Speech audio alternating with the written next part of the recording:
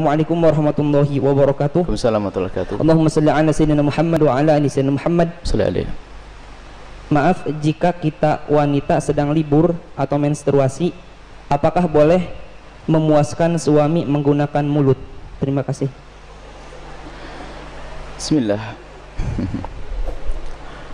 Di saat kemarin ada yang tanya masalah apa itu? Jadi kalau sudah urusan hal semacam itu, mari kita tingkatkan wibawa majelis supaya tidak di majelis kita bicara sesuatu yang tidak pantas. Kemarin ada yang tanya masalah apa, lupa kemarin. Juga masalah-masalah yang sensitif seperti itu. Dan jangan membiasakan kita di majelis saat membicarakan hal yang demikian itu dengan dibarengi dengan guyonan, merendahkan syariat itu. Menjadi sebab barokahnya ilmu dicabut. Baik, kita bicara tentang syariat. Suami istri halal. Anda boleh berbuat apa saja suami istri. Bebas. Anda bersenang-senang dengan kupingnya, dengan rambutnya, dengan apa saja boleh. Halal. Cuman yang diharamkan dalam dua keadaan. Waktu haid memasukkan ke lubang depan. Memasukkan seorang suami alatnya ke lubang depan. Kemudian yang kedua yang diharamkan memasukkan ke lubang belakang. Baik dalam keadaan haid atau tidak haid, hukumnya haram dan dosa besar. Ini usalah haid. Yas'alunaka 'anil mahid. Qul huwa adza fa'tazilun nisa fil mahid. Bertanya tentang haid, bagaimana jauhi wanita untrusan itu. Tidak boleh menggauli istri dalam keadaan haid. Haid bukan istihadah ya. Istihadah adalah darah tapi bukan darah haid. Ini ada ilmunya khusus. Tanyakan kepada ahlinya nanti. Kita juga punya diklat haid praktis 30 menit 30 menit. Kemudian selebihnya adalah Anda boleh bersenang-senang, boleh apa saja. Mohon maaf, jadilah wanita cerdas. Ini adalah ilmu yang mungkin jarang dihadirkan.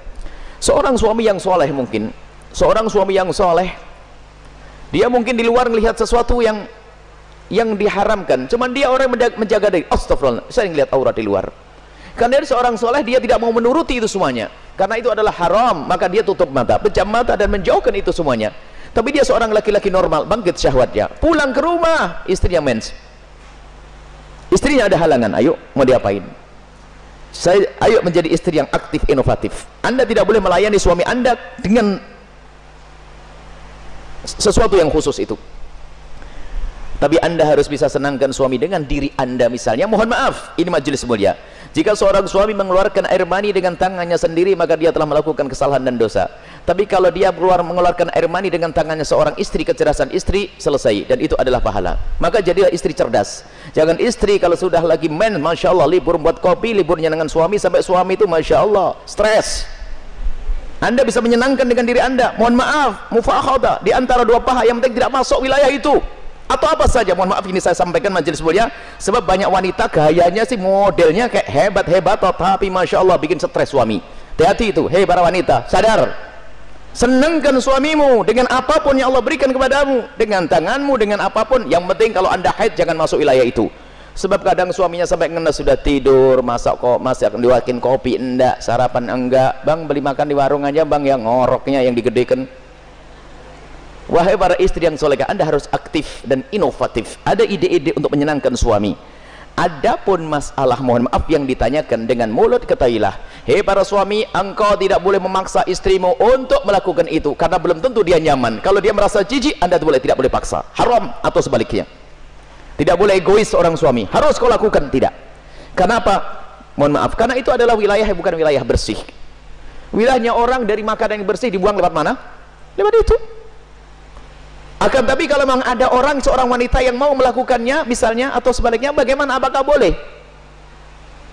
Ketahuilah, di situ ada cairan yang najis. Air mani tidak najis, khilaf di antara ulama.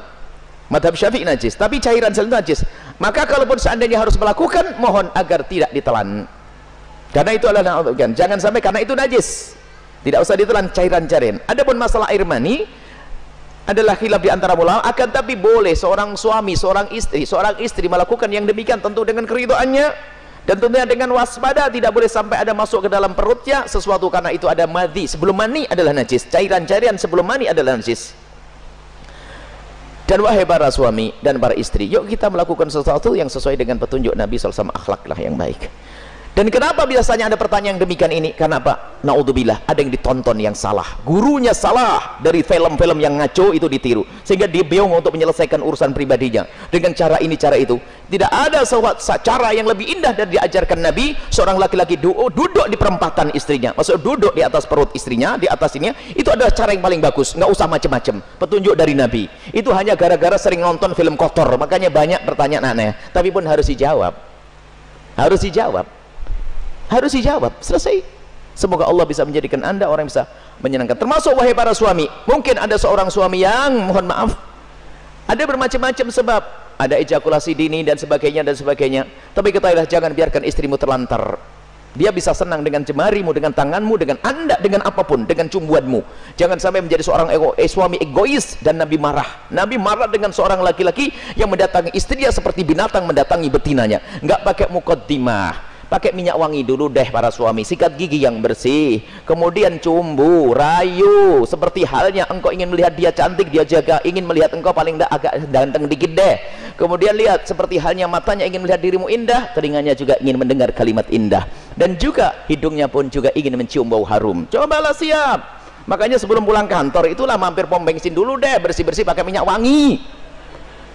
Ini penting. Kemudian jangan sampai, mohon maaf, Anda puas, dia tidak puas, Anda zalim. Kalaupun Anda tidak bisa memuaskan dengan itu, karena mungkin Anda punya sesuatu, sakit dan sebagainya, maka ketahuilah, istrimu adalah seorang wanita yang beriman. Dia tidak akan melakukan zina, akan tapi Anda harus bisa memuaskan dengan apapun, dengan tangan Anda dan seterusnya. Kalau dia mencari kesenangan dengan tangannya sendiri, wanita itu, dia dosa. Tapi kalau dengan tangan sang suami, tidak dosa. Mohon maaf, ini majelis mulia, dan jangan dijadikan bahan guyonan yang demikian ini. Ini adalah ilmu. Kadang-kadang begitu, suami cuek, mendatangi istrinya sudah nggak pakai muqaddimah, langsung selesai. Punya anak 6, nggak pernah seorang istri merasakan senangnya dalam hubungan suami istri. Akhirnya apa? Itulah yang menjadikan istri ogah-ogahan. Mau melayani suami, saya dapat mandi saja, tidak pernah mendapatkan kesenangan. Anda suami zalim. Baik, istri pun juga demikian. Selesai, aktif, inovatif, indah. Karena itu halal. Adapun yang haram tidak dibahas. Keharaman zina, hina, rendah di dunia, rendah di akhirat. Zina rendah di dunia, rendah di akhirat. Semoga Allah menjauhkan kita dari zina, mencukupkan dengan yang halal.